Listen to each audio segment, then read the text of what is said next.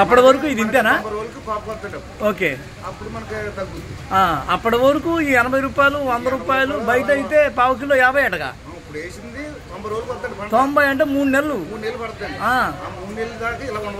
ఇలాగ ఉంటుందా? ఈ లోపల అంతే అయిపోయినట్టే.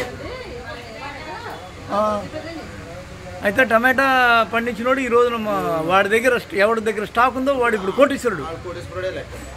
అమ్మా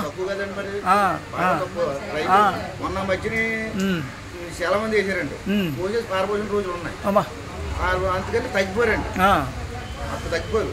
ఇప్పుడు తగ్గి ఉన్న వాళ్ళకి ఇది ఒక మార్కెట్ మాయాజాలం. మీరు ఎప్పుడన్నా ఇంత ధరకి మీరు పండించినప్పుడు అమ్మారా? 16 సంవత్సరాల కానీ చేస్తానండి వ్యవసాయం. అయ్యా, ఎప్పుడు కూడా ఈ రేట్ అమ్మలా 80. ఎంత హైయెస్ట్ అమ్మింది? 2 ఏళ్ళు అయిందండి ట్రై. అదే టాప్ రేట్ అనుకున్నాం. ఎన్నేళ్ల క్రితం? అదైనా 10 రోజులు ఉందండి. Okay okay. బాగా సంపాదించారు అప్పుడు మీరు? మేము ఇప్పుడు వాటి మీద సంపాదన లేదండి. అయ్యో, ఇప్పుడు తక్కువే. మా కాయకి ఎప్పుడు రేట్ ఉంటుంది. అయ్యా, దురదృష్టం చూడండి. ఈ రోజున మీకు నీ దగ్గర కానీ పంట ఉంటే కోట్లే. మా అయితే ₹1,00,000. ఇంతవరకు సంపాదించలా? ₹1,00,000 మాకు గణకారం కింద. ఓమో, ఇప్పుడు కోటికి ఎవడో కోటీశ్వరుడు అయ్యాడంటండి రైతు. టమాటా రైతు. లేదు కదండి,